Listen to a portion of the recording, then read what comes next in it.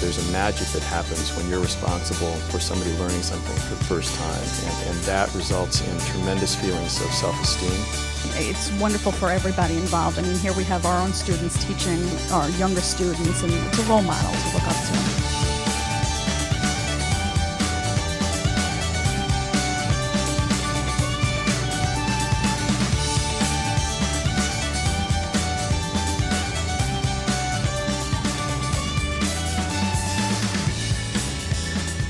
So I think, if we're creative, we can find ways to tap into the ways that students can show us their best learning.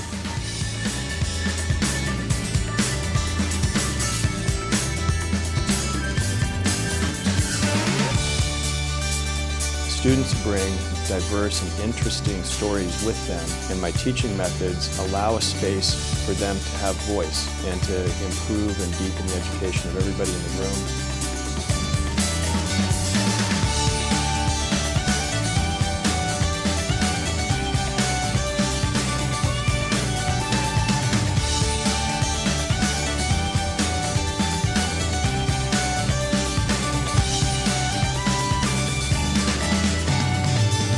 One more thing that really moved me about it was the way the students really came together.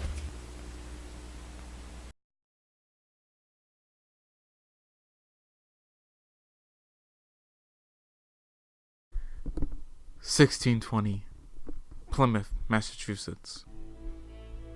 The first European settlers stepped foot in America. Contrary to popular belief, they were not the first settlers. At least 16 others had come before them. But, not to be dissuaded, they would soon call this place the New Land, and soon they would meet the inhabitants of this so-called New Land, the natives, or as they called them, the Indians. At least 40 million lived throughout the Western Hemisphere. It is believed that the first native tribe that the new white settlers met were the Wampanoag. They had lived at Plymouth for at least 10,000 years before the white settlers had stepped foot. But I'm fairly certain you know that the English settlers were not the first white settlers to be near America, for we all know the tale of Christopher Columbus. The Columbian Exchange began shortly after Christopher Columbus stepped foot in the Caribbeans in 1492. It was a way to bring New World crops to the Old World, and vice versa. It would be referred to as a swap of people, plants, animals, and diseases. The New World introduced potato, tobacco, corn, tomato, cocoa bean, and various fruits and vegetables to the Old World. But even more important than these various crops were the plants that were acquired. Sunflower, petunia, black-eyed Susan, dahlia, marigold, zinnia, poinsettia, all brought over from the New World to the Old. The New World also introduced turkey. Because of the demand for New World crops, many of the tropical regions of America, in particular the Caribbeans, were transformed quickly into massive plantations, used particularly to grow sugarcane, a very popular export from the new land. This was in spite of, or rather because of, sugarcane's original origin being from the Old World. The New World was just being seen as a money-making tool. Many of the native workers who were being used to tend for the sugarcane died as a result of the grueling work. It is estimated by historians that each ton of sugar cost one worker's life. This depleting workforce caused the white settlers to decide to bring in African slaves, beginning the cycle of slavery that would combust into the Civil War we all know. Even more profitable was tobacco. Despite the king's objections, tobacco became huge in Europe, and the New World had to provide. Ironically, the white settlers first learned of this money-making crop by noticing natives smoking tobacco from either primitive cigars or pipes, the white settlers would soon adopt this habit. The differences between the New World and the Old World were staggering. Only buildings, housing, infant mortality, and life expectancy were the only similarities between pre-colonial America and England. Arguably the most important import from England were horses! Horses, or as they were referred to by the Aztecs, sky dogs, brought over by the British in the 1600s, right as they came to the New World. By the end of the 1600s, the Apaches and the Comanches were using Mustangs to go north of Rio Grande. The horses helped tribes move westward so that they could go and hunt buffalo. Massive change from the small game and nuts that they had been used to for these many years. But easily the biggest item that the British had brought over was disease. Of course, disease had existed before Columbus-era colonialization. The natives had suffered through tuberculosis, parasitism, and dysentery. However, the arrival of Columbus and then the white settlers brought new, even more fun diseases to the New World, including smallpox, measles, diphtheria. The native communities lost 50 to 90% of their people from these diseases. Diseases that, back in the Old World, would be seen as nothing more but childhood illnesses. Most native communities who caught these diseases had never even come in contact with the white settlers. Disease spread was not one-sided, however.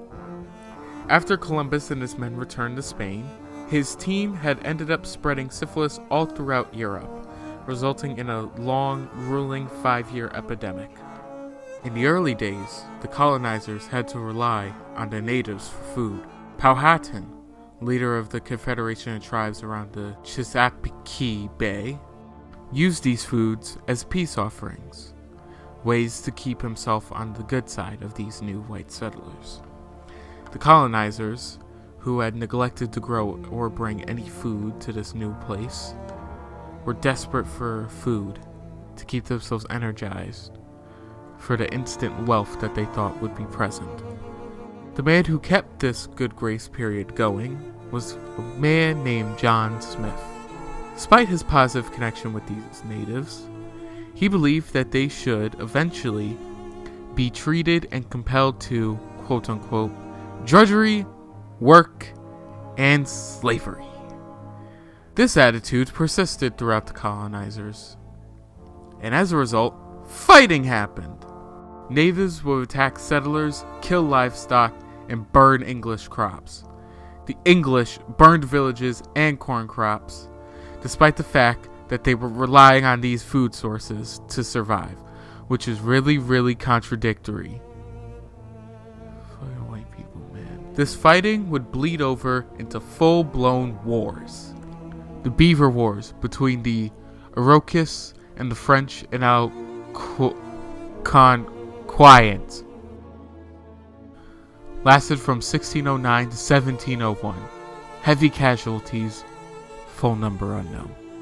The Anglo-Powhatan Wars between the English colonialists and the Powhatan Confederacy in Virginia lasted from 1610 to 1614, 1622 to 1632, 1644 to 1646. The Pequot War between the Pequot tribe from Connecticut and the Massachusetts Bay and Connecticut colonialists lasted 1636 to 1638. Approximately 700 either killed or taken into captivity. The War of 1812. The Choctaw, Cherokee, Creek, and Seneca tribes fought for the U.S. and the Tecumseh Confederacy. The Shawnees, Iroquois, Ottawa, and countless others fought with the British. 10,000 dead for all causes. Native, of course. With all of these now captured natives was slave labor. At least 2 to 4 million natives were forced into slavery between 1670 and 1715. The most extreme case was the Pequots. After losing their war, they were enslaved, they were sent to the Caribbean upon being defeated. The Trail of Tears came as a result of this forced enslavement. The Trail of Tears came as a result of the Indian Removal Act, signed into law on May 28, 1830, by then United States President Andrew Jackson. The law allowed the president to negotiate with native tribes for their removal to federal territory west of the Mississippi River. The Cherokee, Creek, Seminole, Chickasaw, and Choctaw nations, as well as their African slaves, were forced to walk from their homelands in the southeastern United States to areas west of the Mississippi River that had been designated as Indian Territory. Approximately 2,500 to 6,000 natives died along the Trail of Tears. It is now often considered a genocide.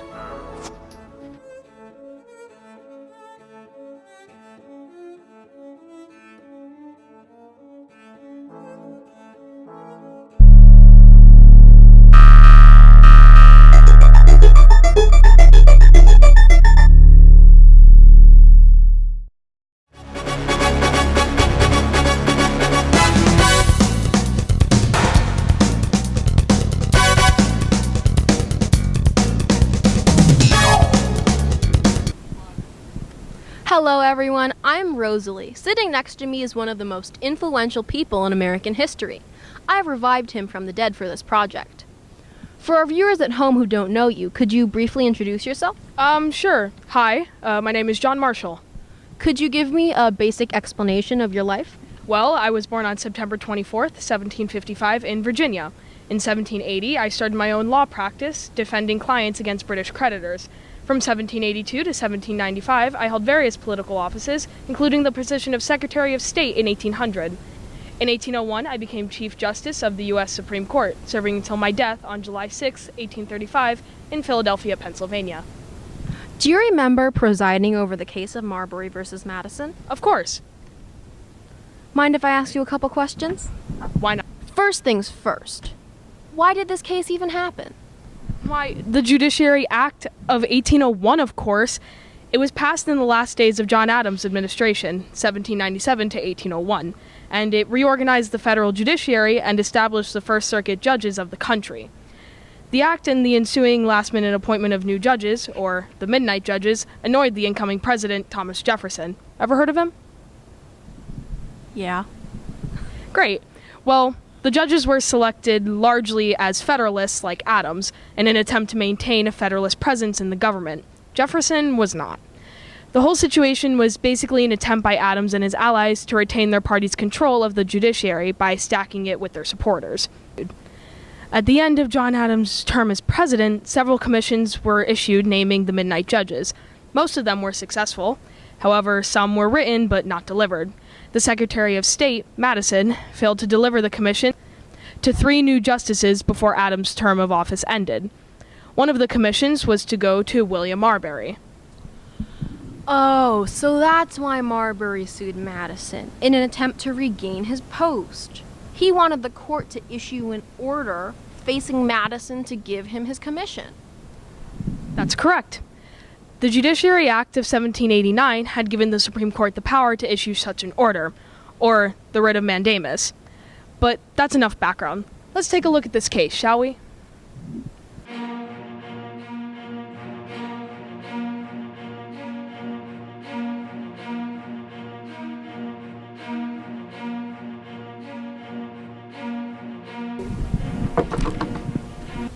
My commission was not delivered to me by the time Jefferson was in office.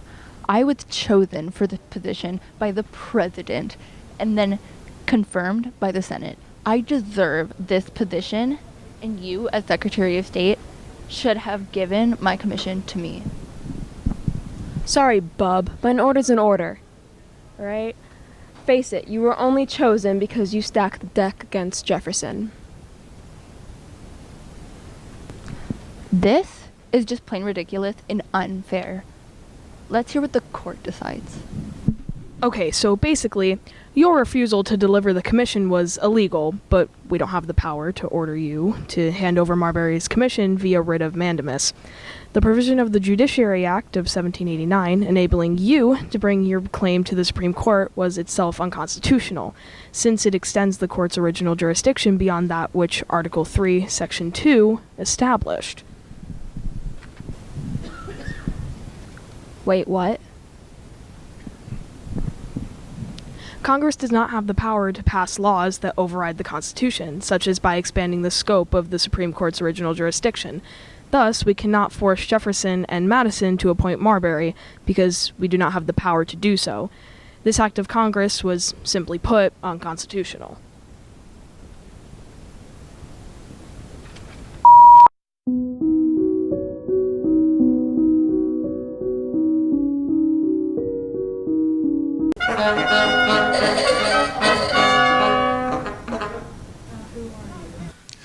Good afternoon, Rosalie. My name is Alex Hernandez. I'm a judge of the Superior Court for the state of Connecticut, and I'm assigned to the Fairfield Judicial District. Okay, I started working in this courthouse about a month ago. I'm in what's called Part A. It's the criminal trial docket for serious felony cases, murders, assaults, arson, for example. Yeah. What made you decide to become a judge? Well, it was a good time in my career to do that. I started practicing law in 1986 as a state prosecutor at the Manhattan District Attorney's Office, and I was there for about 4.5 years before I applied for and got a job working at the U.S. Attorney's Office as a federal prosecutor here in Connecticut. I did that for about 17 years, and then I was in private practice at the law firm of Pullman and Comley here in Connecticut for about 7 years. So I put in my name for consideration, and I was lucky enough to get the attention of Governor Daniel Malloy, and he appointed me to the Connecticut Superior Court. Are you familiar with the case of Marbury versus Madison? I most certainly am. It was a case that was taught to us in constitutional law in law school. What stands out to you about this case? All right. When you first emailed me about wanting to discuss that case, the first thought that crossed my mind was, I don't deal in issues like that, like federal questions of constitutionality and this and that and the other. The case is very interesting, and I'll get back because it actually is a very good question, and I'm glad that you're studying it. The case involved an application for a writ of mandamus, which is basically a fancy way of saying a court order, ordering one government official to do something that they're supposed to do. And it was brought by a fellow by the name of Marbury, who had been appointed to a federal circuit court judge right after, was it John Adams? John Adams had just lost the presidency. Thomas Jefferson was coming in. And so the commission had been signed, but it had not been delivered. It was sitting in a mailbag with Mr. Madison. And Mr. Madison refused to deliver his commission to Mr. Marbury, who wanted his judgeship. So Marbury brought, again, this application for a writ of mandamus, an application for a court order to the U.S. Supreme Court. And Justice Marshall's decision had three basic parts to it. First, he recognized that Mr. Marbury had a right to receive his commission to be a circuit court judge. He also found that Madison should deliver it. He was required to deliver it. But then in a very interesting move of jujitsu, Judge Marshall found that the law that gave the Supreme Court authority to hear that case was itself unconstitutional. He found that law, the Judiciary Judiciary Act of 1789 conferred powers on the Supreme Court that were greater, that is broader. It gave the Supreme Court more authority than what was established in the Constitution. The Constitution gave the United States Supreme Court what's called original jurisdiction, meaning those types of cases went directly to the Supreme Court over two types of cases. Disputes between states. If New York was suing New Jersey for a boundary line, those cases go directly to the Supreme Court. And the other involved disputes involving foreign dignitaries. And I don't know if there's ever been a case brought under that, and I don't know what that means. But the important thing is that Justice Marshall found that the Judiciary Act of 1789 conferred more authority than the Constitution, and therefore that law was unconstitutional. It was a very fraught and difficult political situation that he was in, and he managed to strike exactly the right course. So I thought, those are all very rarefied and faraway, complex issues. It reminds me of the story of three fish. Two young fish come across an older fish, and the older fish says, "How's the water today, boys?" And the younger fish swim away. And one of them says to the other one, "What's water?" The fish are in it every day. They don't even think about it. But it's very real, and they need it to sustain their very existence. Well, when you first asked me to think about Marbury versus Madison, I thought, what does that have to do with what I do? I don't deal with appellate decisions. I just try cases on a regular basis. To me, as a state trial court judge, the importance of Marbury versus Madison is the independence of the judiciary. Nobody in this state can order me to decide a case in a particular way.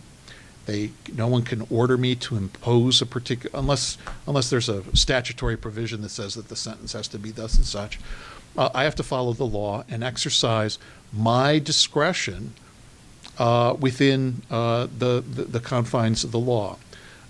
So one of the most important phrases in that decision is that it is exclusively the province of the courts, in that case the U.S. Supreme Court, to state what the law is, to interpret the law. And so as a judge, I have to follow the law, but I enjoy the benefit of judicial independence. I get to exercise my own conscience in deciding what is right in a given case. Well, sure. I mean, throughout my legal career, focusing primarily on criminal law, I've had to deal with constitutional issues on things like Fourth Amendment questions, whether evidence was lawfully seized. That would be, a Fourth Amendment issue. So I've litigated lots of cases involving, police stop and frisks and the recovery of guns, contraband, you name it.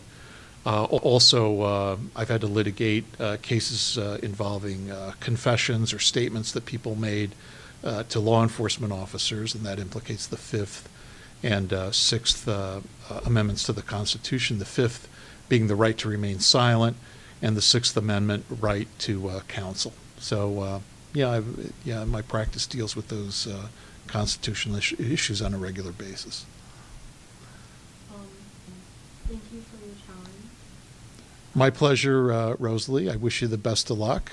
My regards to Jim DaCosta. Thank you. Thank you.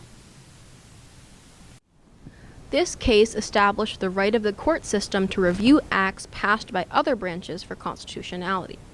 Judicial review and the power that comes from it made the judicial branch more equal to the other two branches of government, executive and legislative. So, how many national laws have been shot down by Supreme Court since, the case of Marbury versus Madison? About 200. Wow. That's crazy. All right, well, nice chat, but I should probably get back to my grave now. Yeah. Good night, everybody. Weakest part of the current legal system. Wow, that's a big question. I don't know if I've thought about that enough to give you a really thoughtful question. But if you give me time to think about it, you could always call back and see if I have an answer for that. I'm not sure that I have an answer for that, but no, probably no. I will give you an answer for that. Probably the biggest problem right now is access to the courts by people who don't have the financial resources to get justice. Attorneys are very expensive. Trying cases is very expensive.